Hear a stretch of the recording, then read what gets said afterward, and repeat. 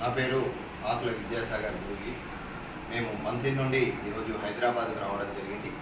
హైదరాబాద్కు వచ్చిన సందర్భంలో అమ్మగారు ఆకుల జయశ్రీ అమ్మగారిని వారి నివాసంలో వారి దేవస్థానంలో వారిని ఈరోజు కలవడం జరిగింది.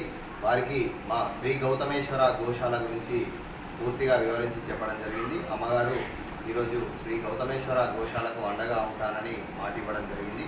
అట్లాగే వారు అనేక సామాజిక సేవా కార్యక్రమాలు చేస్తూ అన్నం లేని వారికి అన్నం స్వయంగా వారే వడ్డించడం కూడా జరుగుతుంది.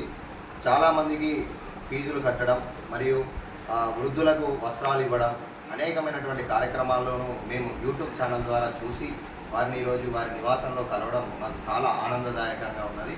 మరియు వారు అనేకమైనటువంటి ట్రస్ట్ల ద్వారా సేవా కార్యక్రమాలు చేస్తూ రోగులను కూడా స్వయంగా వారే దగ్గరుండి నయం చేసినటువంటి అంశాలను కూడా మనం చాలా చూడడం జరిగింది.